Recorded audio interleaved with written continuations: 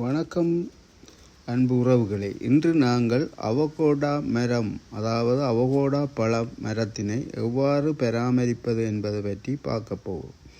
இது ஒரு சிறந்த தாவரம் ஆகும். இது வெப்பவலய நாடுகளில் அதிகமாக வளர்ந்து காணப்படுகின்றது. இவற்றினை நீங்கள் உங்கள் வீட்டு தோட்டங்களிலும் பயிரிடலாம். இதனை சாடிகளிலும் வளர்க்கலாம்.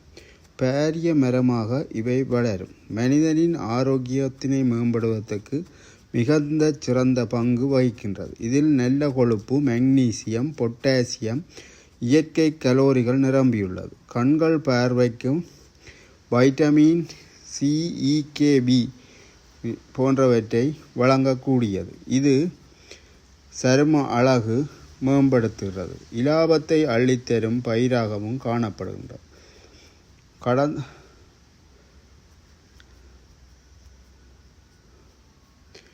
பெர்சியா அமெரிக்கானா என்று இதனை அழைக்கிறார்கள். நீங்கள் இந்த பயிர்களை உங்கள் வீடுகளிலும் நட்டு அதிக பயனை பெறலாம். இது சிறு தாவரமாக இருக்கும். குறிப்பாக நாங்கள் வளர்க்கும் அம்பர்லங்காய் இனத்தை சேர்ந்தவை. அதிக பூக்கள் பூத்து காய்க்கக்கூடியது. வெப்ப விலையத்திலும் வளரக்கூடியது.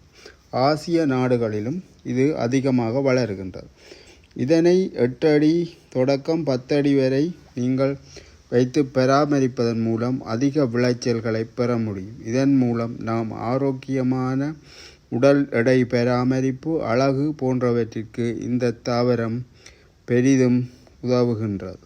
இந்த வீடியோ உங்களுக்கு பிடிச்சிருந்தா லைக் பண்ணுங்க, ஷேர் பண்ணுங்க, சப்ஸ்கிரைப் பண்ணுங்க. நீங்களும் உங்கள் பகுதியில் உள்ள தோட்ட தாவரங்கள் விற்பனை செய்யும் இடங்களில் இப்பயிரை வாங்கி பயிரிடவும். நன்றி.